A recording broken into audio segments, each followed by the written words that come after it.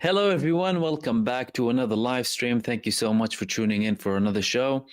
Welcome to all of our members, subscribers, and viewers from all across the world.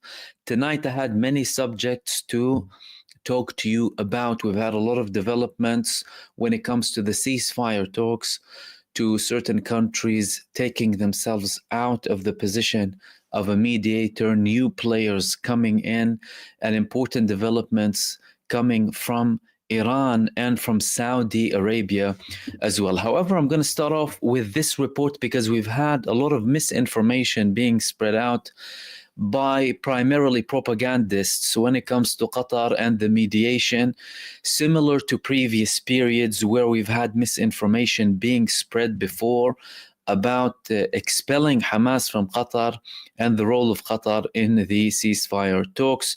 So the best source of information is to reach and listen to the official statements that are coming from Qatar as a state. So we had this report from the Ministry of Foreign Affairs in Qatar.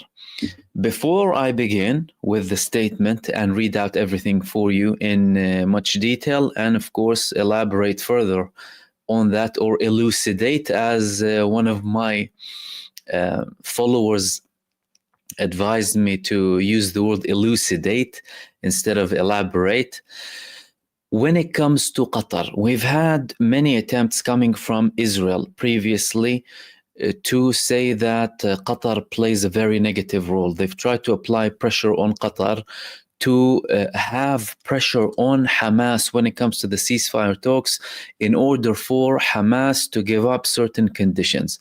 They likewise expected certain things coming from the Egyptian side, and the final attempt that we heard from Qatar came approximately a month ago. Now we're having reports coming that Hamas are being expelled from Qatar, and Qatar has had enough from them. Some people are saying these reports are not new. They were published previously, and so far from what we're receiving in terms of official verified information, that is not the case. That is not saying that's something that might not happen or something similar might happen, but we haven't had that happening, and we've had an elaboration coming from the Foreign Ministry of Qatar. Here, they are saying officially, Qatar's efforts to mediate between Hamas and Israel are currently suspended. They added, Dr. Majid bin Muhammad al-Ansari, the official spokesman for the Ministry of Foreign Affairs, said that the reports circulating about the state of Qatar's withdrawal from the mediation regarding the ceasefire in Gaza are not accurate, noting that Qatar notified the parties 10 days ago during the last attempts to reach an agreement that it would suspend its mediation efforts between Hamas and Israel if an agreement was not reached in that round, and that it would resume those efforts with partners when the necessary seriousness is available to end the brutal war and the ongoing suffering of civilians due to the catastrophic humanitarian conditions in the Strip, stressing that this context, that the state of Qatar will then be at the forefront of making every good effort to end the war and the return of the hostages and prisoners. Dr. Ansari stressed that in a statement to the Qatar news agency that the state of Qatar will not accept that mediation be a reason for blackmailing it, indicating that there are attempts to blackmail and apply pressure on Qatar, as we have witnessed manipulation since the collapse of the first truce and the women and children exchange deal, especially in the retreat from the obligations that were agreed upon through mediation, and the exploitation of the continuation of negotiations to justify the continuation of the war to serve narrow political purposes. This is a direct criticism and dig at Benjamin Netanyahu. The official spokesman for the Ministry of Foreign Affairs reiterated the state of Qatar's firm commitment to supporting the brotherly Palestinian people until they obtain all their rights, foremost among which is their independent state on the 1967 borders with East Jerusalem as its capital, stressing the centrality of the Palestinian cause to the state of Qatar. Dr. Ansari pointed out that the reports related to the Hamas office in Doha are inaccurate, stressing that the main goal of the office's presence in Qatar is to be a channel of communication between the concerned parties. This channel has achieved a ceasefire in several previous stages and contributed to maintaining the calm until the exchange of prisoners and hostages of women and children in November last year, stressing that this context the need to obtain information from its official sources, which is what we're doing at the moment, because many people rely on the tabloids, they rely on propaganda spreading certain rumors. So what we understand from this official statement coming from the Foreign Ministry of Qatar is that they are indeed suspending their role because they've had enough from Benjamin Netanyahu and Israel withdrawing, even though they did not mention Benjamin Netanyahu by the name or who's the side delaying all of these things. But it was clear, especially from leaked information coming from these negotiations, that they are talking about Benjamin Netanyahu. It's clear for everyone, it's clear for people in Israel and outside of it. And they are also debunking the news that were spread out and rumors about the Qataris expelling Hamas from Qatar. It doesn't really make a lot of sense anyway. Why? Because, like they said, the role of the office of Hamas in Qatar is to have mediation. The United States is interested in that. Israel, to an extent, up to a certain point at least, were interested in that up until Benjamin Netanyahu started to become more and more stubborn when it comes to the ceasefire, trying to impose his will and apply pressure on Qatar, including through very low ways to try and spew propaganda against Qatar. At one point, they were starting to say that Qatar is supporting terrorism, and although the United States and Israel had a lot of successes previously when it comes to negotiations through Qatar, including with Afghanistan and with other countries too, and with even kidnapped Americans abroad as well. Qatar is taking a step back. Who is filling this vacuum? And are they going to also be involved in Gaza? Here, in the following report, we have more elaboration. So the Israeli newspaper, Israel Hayom, they published this. And of course, you can ignore any propaganda as well in this report. It's just to further add information here. The emerging agreement with Lebanon. Hezbollah will withdraw. The Lebanese army will destroy infrastructure. All of the details. The IDF will withdraw from Hezbollah's first line of positions in Lebanon, which it currently holds, back to the international borderline. The agreement will include international guarantees by the US and Russia to prevent the rearmament of Hezbollah. In any case of violation of this agreement, the IDF must act in response. The minister, Ron Dermer, went to Russia and then the USA. This was to close the last details. So we've had information before about Russian participation, including Russian messages being sent to Israel and certain communications happening there. We had an instance before where Hamas asked that Russia, China, and Turkey be added as guarantors to the potential agreement when it comes to a ceasefire with Gaza, because from their perspective, the United States was Israel and Israel is the United States. It's not like they are trying to actually reach a ceasefire, but trying to buy Israel time in the form of the United States delegation to the ceasefire talks. And they have been only trying to get what's good for Israel. Although we've had at one point the United States, well, in the words of Joe Biden himself, reaching an understanding and declaring it. Hamas accepted the ceasefire previously, but we all know who refused the ceasefire. It was Benjamin Netanyahu. Here in this report, they said that the agreement in question will include international guarantees by the US and Russia. The fact that we are adding Russia as a guarantor is exceptionally important. Russia was previously completely out of the equation because of their situation with the United States of America and because of Israeli objection. Israel does not view Russia as a side that can bring it whatever it wants to the highest levels. That's why they only wanted the United States, and they were applying pressure on Qatar and on Egypt to further pressure Hamas to submit to the Zionist will. In this framework, they added, Syria will be responsible for preventing arms transfers from its territory to Lebanon, contrary to the situation that prevailed in the years before the war. This is also something very important. When you're talking about Syria, Syria plays a very crucial role when it comes to the transferring of weapons to Hezbollah, and part is a very important part when it comes to the resistance fronts, especially with the freedom of movement that we have of many resistance movements inside of Syrian territories, including coordination. We've had previous reports of military drills that included Iran, Russia, and Hezbollah on Syrian soil.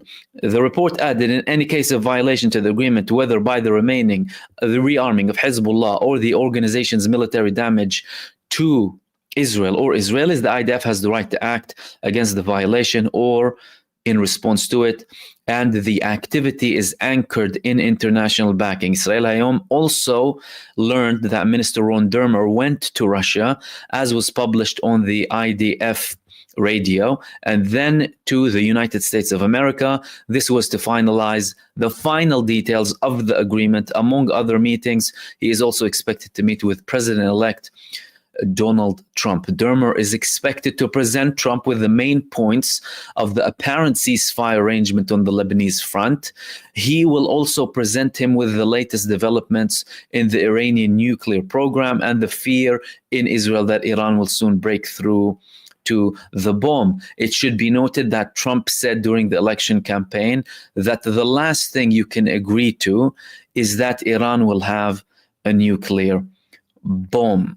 As a reminder, last night, Saturday, a political official confirmed to Israel Hayom that there is a real progress in the talks for a political settlement in the Northern Front. According to him, this is a very good agreement for Israel that optimally meets its interests and that the progress regarding it is very real. On the other hand, the same party refused to provide details about the content of the agreement. Another new thing here, apart from the participation of Russia and Syria too, is the involvement of Donald Trump. Donald Trump was not involved in the ceasefire talks, and now clearly, according to this report, Ron Dermer is providing feedback to President-elect Donald Trump when it comes to the ceasefire, meaning Donald Trump is already in the picture when it comes to the ceasefire, and his presence is a potential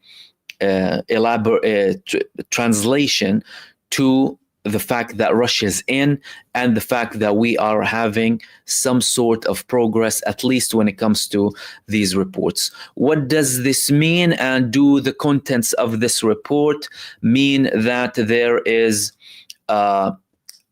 superiority for Israel when it comes to the ceasefire? No. Israel is publishing that to cover up the fact that they are facing a massive military failure in Lebanon, to cover up the fact that they are withdrawing from many parts of Lebanon, and the fact that they cannot reach any of their objectives in Lebanon. At one point, they were saying that we want to completely destroy Hezbollah, we want to dismantle Hezbollah, but the only thing that we're seeing is retreat from Israel. Israel has over 5 divisions on the Lebanese borders, enough to reach Beirut. However, Hezbollah's fierce resistance on the borders is proving to be a very difficult task for Israel to beat these forces in that area. And Israel has to save face with certain reports that it will be good for Israel just to cover up the fact that they are getting out of the mud. in Lebanon, or trying to get out of the mud in Lebanon. Another question arises here that many people would be interested in. Will this include Gaza? So far, according to the reports, we're only talking about Lebanon. However, Lebanon, or the Lebanese front, when it comes to Hezbollah, tied itself with Gaza. Hezbollah started to participate with Al-Aqsa flood from the 8th of October. They had no prior knowledge. They were asked to participate alongside other fronts by the top figures in Hamas who declared Al-Aqsa flood, and they indeed participated in a very limited way to show solidarity, to show support, nothing too big. And their main objectives that they declared many times, likewise with Yemen and the other fronts too, is that they want to reach a ceasefire in Gaza. And if they reach a ceasefire with Gaza, Hezbollah will automatically stop. So are we looking for something that will exclude Gaza? It's very unlikely, but there is something very important here. Hezbollah told them, we will not be committing to anything. And of course, this report is coming from Israel. Hezbollah said, we will not be confirming our position regarding anything up until Israel stops the war in Lebanon. So they will not elaborate on anything else. And it is very unlikely that we will see a situation where Hezbollah will have a certain agreement with Israel where Gaza is excluded. And we have many indications to show that both paths of ceasefire or ceasefire attempts, what is described as the ceasefire attempts, are linked to Gaza. Why? Because at the same time that Amos Hochstein and the United States delegations were going to Lebanon, they were also going to Egypt, and they were also in Doha to discuss the ceasefire with Gaza. And we had elaboration and statements coming from officials in the Palestinian resistance, representatives of the Palestinian armed forces, saying that we haven't had anything that is serious to a level where we can see a ceasefire coming. However, the point is both routes of ceasefires are tied, and we have evidence from the ground to show that both of them are indeed tied. Is there going to be a definite progress? That's something that no one can confirm. We've had, like we said before, many cases where we had optimism, where we had a hopeful situation. The United States was talking about positive vibes. However, nothing happened when it comes to that. So we are going to have to wait and see what happens when it comes to the progress, and then we will only be able to say that there is something indeed happening. But these are the reports that are coming from Israel alongside other attempts when it comes to Gaza. Very important developments, especially when it comes to the Syrian participation, the Russian participation as a guarantor, which means, by the way, Israel and the United States gave up a lot if Russia is being involved, potentially also to fill the gap of the Qataris suspending their role because they've just had enough with Benjamin Netanyahu. And Russia, of course, has way more leverage than Qatar, in particular when it comes to the United States and Ukraine. Moving on to the next subject, we have had a very significant improvement when it comes to Iran and Saudi Arabia. In 2023, China brokered a deal that Oman participated in as a mediator to have a deal between Iran and Saudi Arabia. They've had many years, 7 years, fighting in Yemen. Iran was supporting the opposing side to Saudi Arabia. Saudi Arabia was backed by the United States administration and other countries too. And China came in and had a very historic agreement between Saudi Arabia and Iran. China always tries to play a role where they can calm things down, unlike the roles that are played by the United States administration and its proxies in Europe and globally. And they were successful. That deal also included Ansarullah in Yemen, the United States tried to apply pressure on Saudi Arabia to apply pressure on Ansarullah in Yemen during this genocide so that Ansarullah can lift their blockade of the genocide entity. But that also failed, despite the fact that we have a genocide coalition, well, a very small, teeny, mini genocide coalition with the United States Armed Forces and the British Armed Forces in the Red Sea, trying to limit the scope and level of Ansarullah and their operations in the Red Sea. But that to this day is a massive failure as well, although they are conducting operations and acts inside of Yemeni territory, not just in the Red Sea. We also saw the Saudis participating in military drills that included Pakistan and Iran. And we also had reports about Saudi Arabia being invited to join a naval drill with Iran. And now we have even more progress. What do we have now? Well, we have this. Leading Iranian Saudi generals hold talks in Tehran. The top military figures in Saudi Arabia and Iran are having a meeting, hugs and kisses, and they are talking about continued development of relations. This is something extremely significant. You're talking about countries that traditionally hold hostile approaches when it comes to their roles in the region. But now we are seeing a level of progress, although we have the United States trying to take it the other way and Israel trying to reach a deal with Saudi Arabia. So this report came in Tehran Times saying that leading a distinguished military delegation, Lieutenant General Fayyad bin Hamid al-Ruwaili, chief of the General Staff of the Saudi Armed Forces, arrived in Iran on Sunday. During the discussions with Major General Mohammad Hussein Baghari, the Chief of Staff of the Iranian Armed Forces, the two generals addressed a variety of topics focused on expanding defense diplomacy and fostering stronger ties between the two countries. Major General Baghari extended an invitation to Saudi Arabia for participation in a naval exercise. They're mentioning it again here, stating, "We welcome the participation of the Saudi Arabian Navy in next year's Iranian naval exercise, whether by sending naval units or joining as observers." General Fayyad bin Hamid al-Ruwaili responded, "The Beijing agreement offers a strong basis for strengthening bilateral cooperation, and we see it as a strategic opportunity for both nations." Again, this is in line with the deal that was brokered by China. This meeting comes in the wake of the landmark agreement reached in March 2023, when Iran and Saudi Arabia, under a Chinese brokered initiative, decided to restore diplomatic ties. A key element of this agreement includes the implementation of a security cooperation pact, signaling a new era of collaboration between two influential nations. In a previous discussion last year, Baghari spoke by phone with Saudi Arabia's defense minister, Prince Khalid bin Salman Al Saud, to examine regional dynamics and strengthen defense collaboration between the two nations.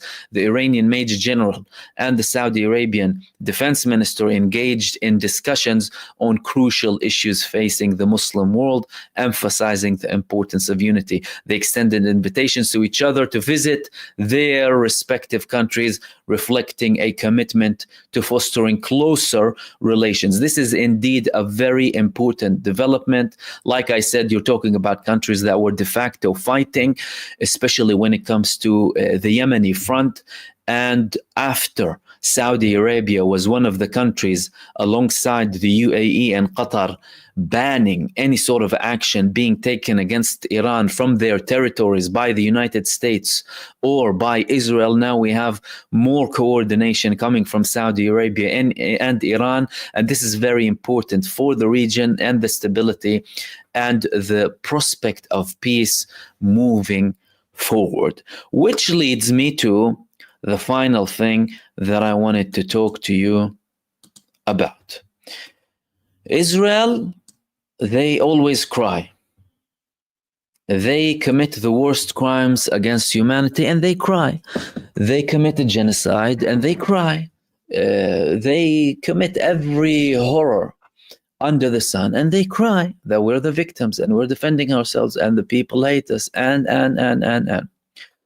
And one thing that they complain about very heavily is the falsely labeled term anti-Semitism, which is supposed to be anti-Judaism, because anti-Semitism is a term that started to become commonly used in the beginning of the 20th century, following the establishment of Zionism, and as an attempt to link a religious group of people to a state, therefore trying to ban criticism of that state under that role, let alone the fact that we are talking about imposters.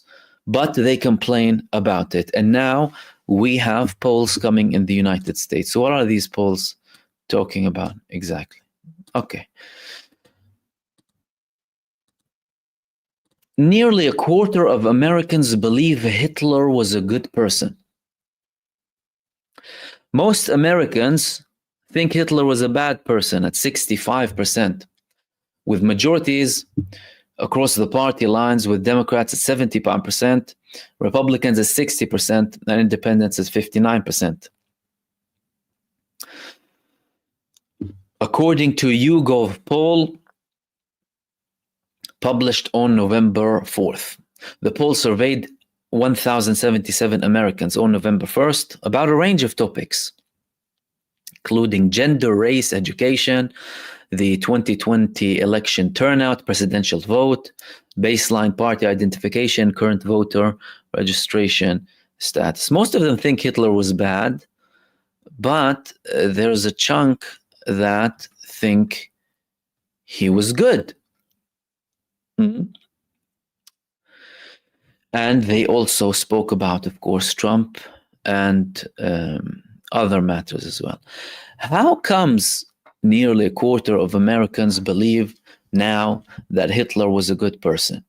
And how comes there are more talks against the Jewish people as Jewish people? Not just talking about Zionists and not just talking about Israel as a state. Well, the answer is very simple. You have, and we are being factual here about what's actually happening.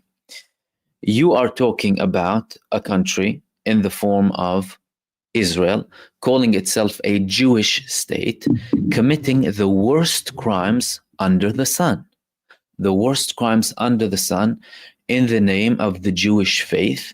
They use Jewish slogans, they use biblical quotes, and they call themselves God's chosen people, committing a genocide with the worst crimes against humanity, against the Palestinian people and other people in the region.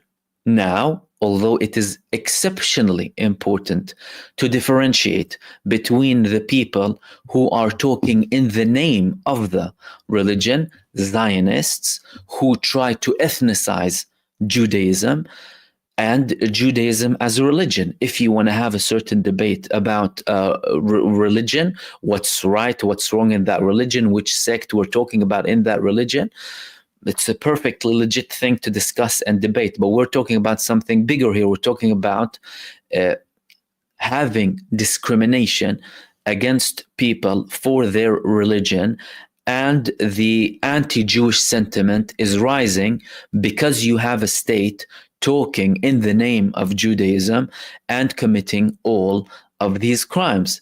They are crying about the fact that people criticize their state, although the vast majority of people who are anti-war, who call for human rights, are people who simply believe in equal human rights. They don't have something against a certain group of people, myself included, and I always talk about this subject and highlight how important it is to differentiate between the religion, any religion, and people who talk on behalf of the religion, religious establishments, states who call themselves religious, or religious organizations. Because you cannot have a certain view on the whole or the entirety of a certain religion by actions being taken by certain groups. That is not the solution. The solution is to differentiate and to hold anyone to account, hold them accountable, the people who are actually committing the crimes. Yet, despite all of that, and despite all of those efforts, and despite those efforts coming from myself personally, and I totally disagree with any type of religious-based discrimination or racism, we are having polls like this, and it's becoming more and more difficult for people to differentiate between what Zionist Israel is doing as a state, talking in the name of Judaism, and the Jewish people. This is something alarming. This is something that is negative. However, it's very important to add that this is something that's happening as a cause of Israel's actions. They are talking on behalf of Judaism. They are calling themselves a Jewish state. They are proudly repeating that they are the only Jewish state, and with all of that, committing all of the worst crimes under the sun, and being proud about them and bragging about them, and then crying that people are criticizing them.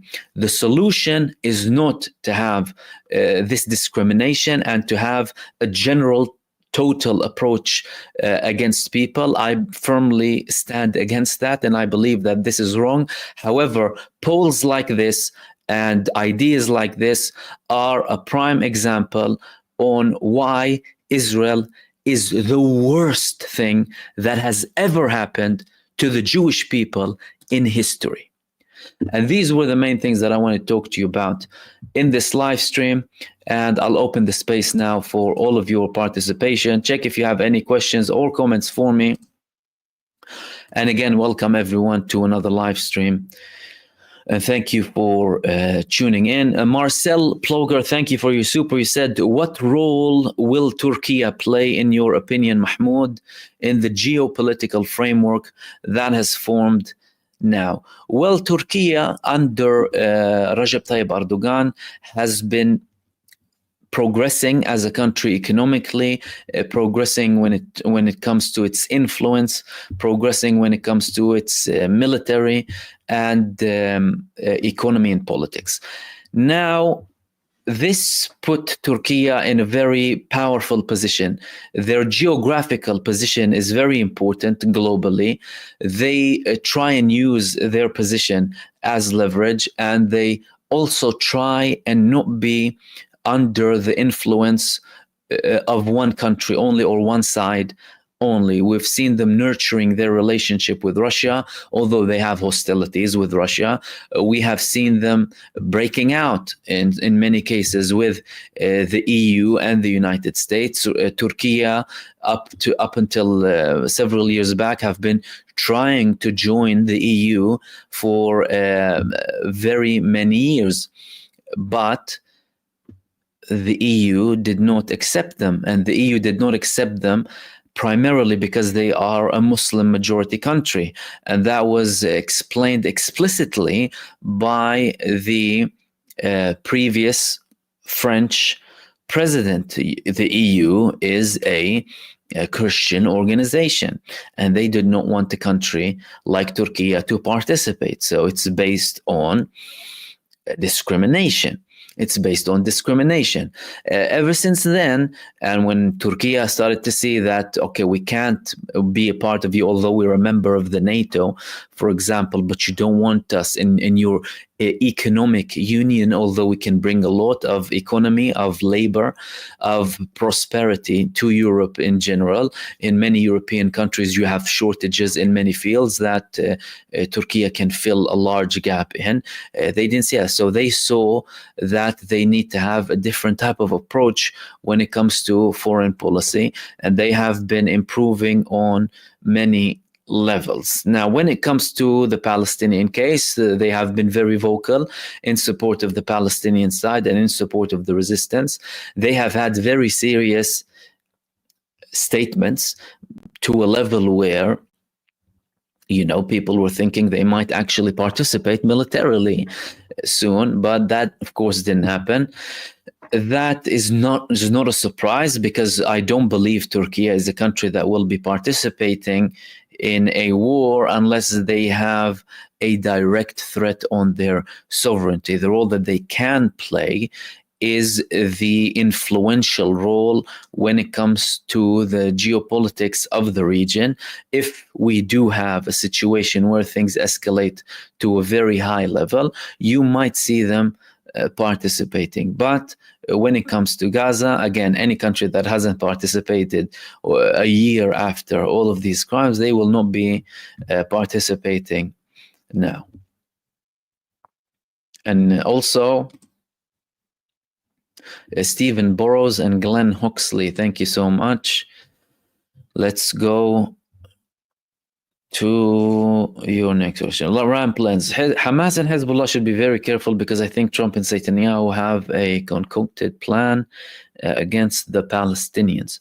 Look, I think Hamas and Hezbollah, they don't wait for an American president, and they don't wait on the goodwill of any Israeli prime minister. They do what they believe brings results. They have history to support some of their notions when it comes to what will bring a solution with Israel. Israel previously only took certain measures that were in favor of the Lebanese and the Palestinians and the Egyptians, for that matter, when they were met with force. So I don't think it's something that they take very seriously. And we also had the statement coming from the new Secretary General of Hezbollah, Sheikh Naim Qassem, that they don't really care who comes as the United States president, because they know the United States administration, and it's a negative act. Relying on a foreign president is a negative act, and these movements are not negative movements. They are positive movements who, in terms of their action, they don't look and act in a passive manner. To be more accurate, they're not passive, they are active. So they don't wait on anyone, right? Saying all of that, with Donald Trump, like I said, he had certain statements. He had statements that he will be pushing for ending the wars in the region.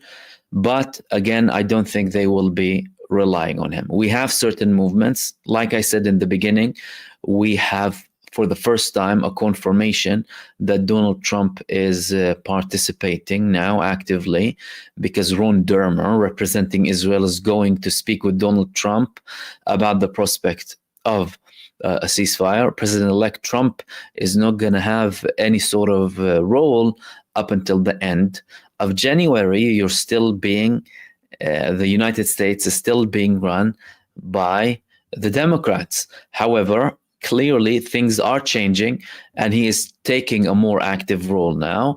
Will he succeed? That's a different story, but I don't think neither Hamas nor Hezbollah are waiting for anyone. Ramplans is also saying the Jordanian foreign minister criticized Hamas, and he said that the two-state solution is over. I'm not sure which statements you're referring to. I mean, him criticizing Hamas or him, it's nothing surprising. But the two-state solutions is over. Well, good morning, right? Like we say in Arabic, Sabah al-Khair. The two-state solution has been over for a very long time. It's not something new. And it doesn't matter how much you want to try and talk about the two-state solution. Israel is de facto occupying the West Bank and is de facto occupying Gaza. So unless you are willing to have an enforcement mechanism that will dismantle all of the squatting establishments in the West Bank and expel potentially over 900,000 Israeli squatters from the West Bank, you're not going to have anything. And it's not like you have a partner in Israel. In Israel, they're telling you about a greater Israel. They're telling you about expelling the Palestinians from Gaza, from the West Bank, even some of the Palestinians inside of occupied Palestine, and implementing the greater Israel. Hey, maybe the Saudis are recognizing that they're coming to Saudi Arabia soon. That's why we're having them having more coordination with Iran, because the sense of entitlement wouldn't end with Palestine. They would go and ask for historical rights in the Hijaz, right? Modern day Saudi Arabia, or the historical area of the Hijaz. And I hope that clarifies. Let's go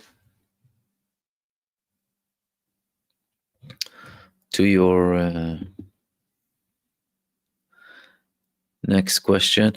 TMZBGD, America lied about WMD so they could invade Iraq. Now they have them falsely accusing Iran for Trump's assassination attempts. Do you think they're trying to do the same? I think they might have certain attempts, because there are definitely warmongers in the United States administration. However, unlike the situation at the time, although they had a lot of resistance from the population, the protests in the United States and in Europe before the invasion of Iraq, don't forget those days. We had protests in record numbers against the war, because people were seeing through them even at that time. Now it's even worse. Invading Iran for a false accusation on an unsubstantiated report coming that could include President Donald Trump, when we saw exactly who tried to assassinate Donald Trump, at least from the official information that came and from images. And even when it comes to them going and attacking Iran, I'm not sure they have the capacity to achieve their desired objectives, or at least some of their desired objectives in Iran. And when we talk about that, we talk about the nuclear program. Okay, the nuclear program in Iran, it's not like they have it in one location. They have it across over a dozen of locations.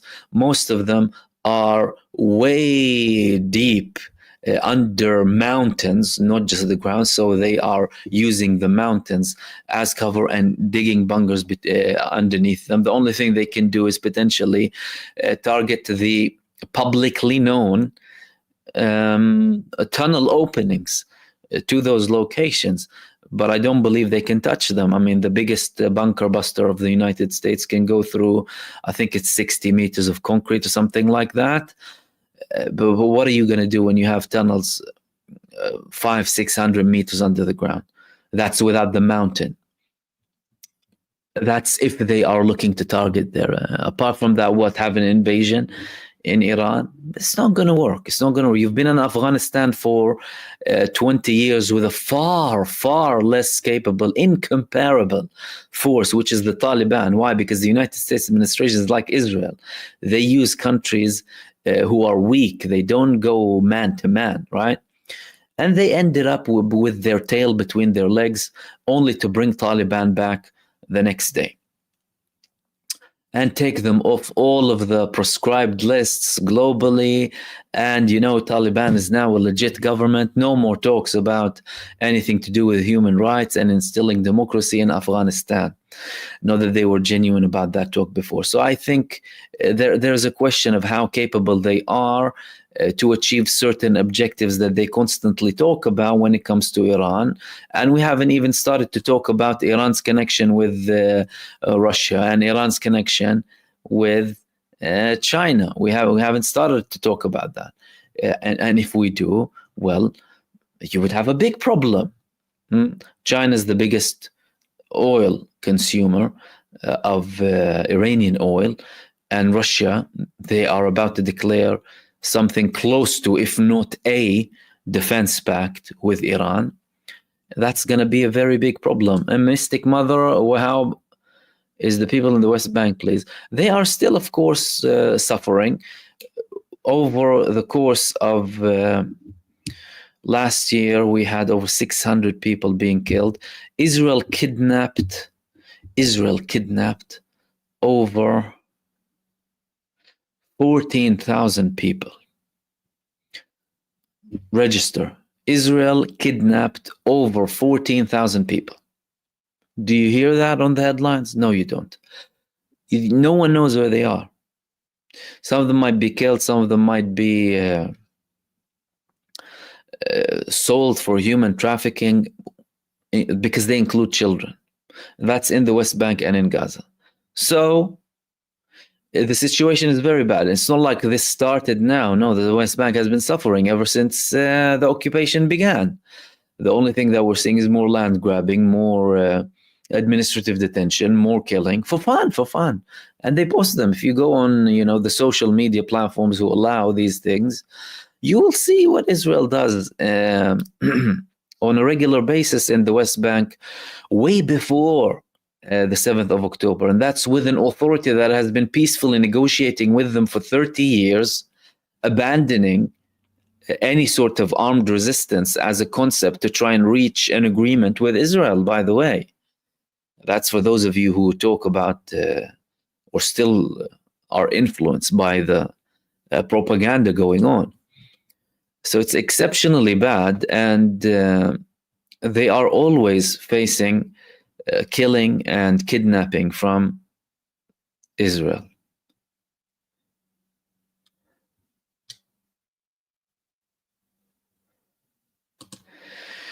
Professor Finkelstein argues that by even calling it a war, you are enabling Israeli propaganda. I agree with that to a large extent, and that's why we always call it a genocide, and even further, an infanticide, the mass homicide of children. He's accurate. Sometimes, mind you, you might say a war because you are describing certain things, but in its true concept, you're talking about a campaign of ethnic cleansing and genocide and an infanticide in Gaza. Starvation as a tool of war, every horror under the sun.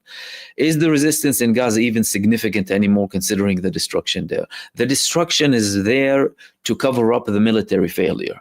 Israel always resorts to causing as much destruction as possible and as many civilian casualties to cover up their incompetency militarily when it comes to the resistance. That's why every single day we still have footage being released by the resistance targeting genocide forces inside of Gaza and, of course, in Lebanon. And Israel goes on a destruction campaign to cover all of that up.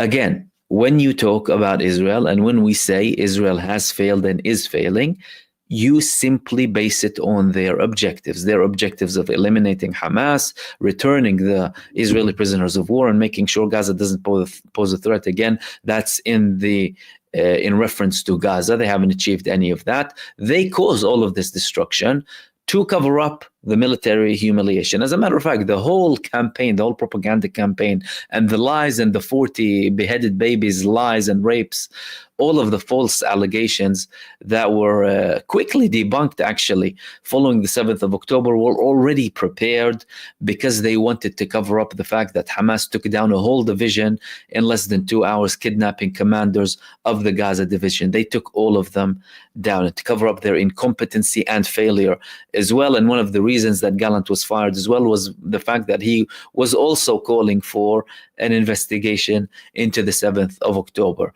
Israel so far did not launch a state level, an establishment investigation, but ever since several months back, we've had a group of people, approximately 42 families, represented by some of the most successful and known solicitors and lawyers in Israel, to have an investigation about the 7th of October.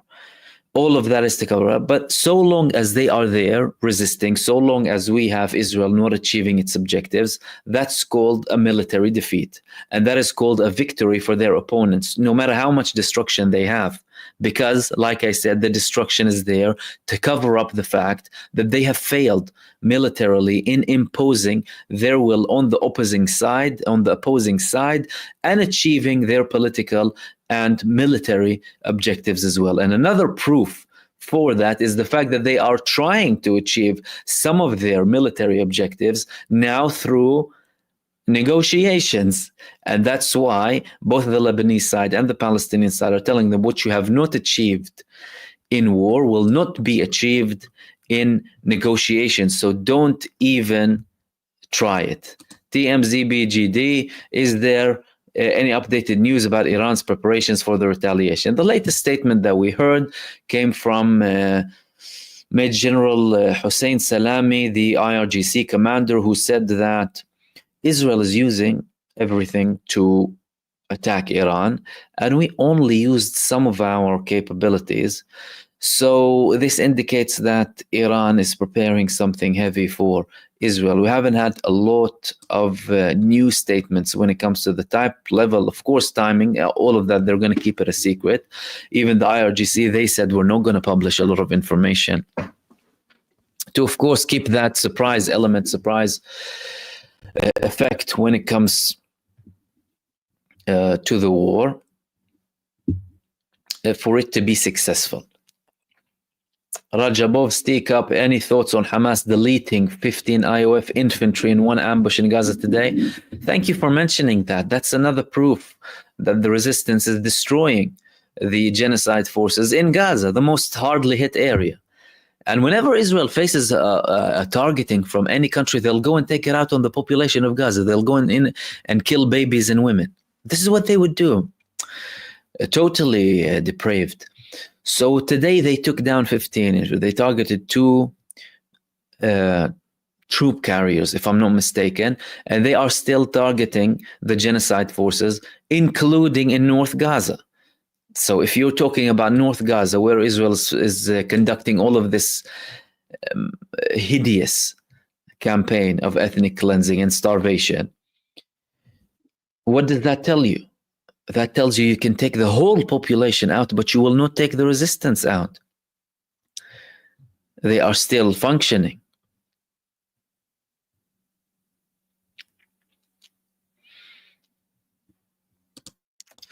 Hello, Netherlands. Mahmoud Akhi, assalamu alaikum. Wa alaikum assalam wa rahmatullahi wa barakatuh. Quick question about Amsterdam. Do you think it was about scaring Israel into staying into Israel since they are not safe in Europe? No.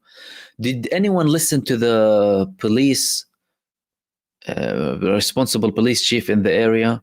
He said that the Israeli hooligans started it and the people started responding. It was a normal response. I mean, yesterday I elaborated on how it's the authorities' fault that people coming out of Israel are not checked when it comes to their role in the army and the genocide in Gaza, allowing potential mass murderers and rapists and child molesters to be roaming around across the world. That's mass negligence, no safeguarding, no safety for your own citizens. You're not doing your actual duties to safeguard and protect your own population. But when it comes to the event itself, well, we saw their provocations, chanting, kill all of the Arabs. There are no schools in Gaza because there are no children left. Look at how low, how genocidal and low these people are, and going and attacking people's homes, taking flags down. Amsterdam has a big Jewish community, and you still have many Palestinian flags. Did any person from the Netherlands go and do that to anyone sympathizing with Palestine? No, they did not. But these genocidal hooligans come and think they can behave in the same depraved manner they behave inside their cult state abroad, and they got a beating. So it wasn't intended to start something else. It was a response to what they have done. Let's not fall for the propaganda that's like, oh, no one went to attack them for who they are, by the way. It was only after what they've done. And again, you need you need to have measures being taken. You need to have measures being taken by countries globally to protect the population from people coming from those regions, because you cannot be naive about anyone committing a genocide coming to your country. And we'll wrap it up there, guys. Thank you so much for tuning in for another live stream. I'll hopefully have another video after this for you. And we'll do the usual, have another live stream tomorrow. Thank you so much for your participation. Thank you for everyone who participated and sent comments as well. And of course, apologies for the time limit that we did not reach all of your comments. And JD, welcome. Thank you for your membership. Marcel and Stephen and Glenn, thank you for your supers. Guys, apart from that, stay blessed, take care, enjoy the week ahead, and I will see you soon in the next video. Peace, everyone.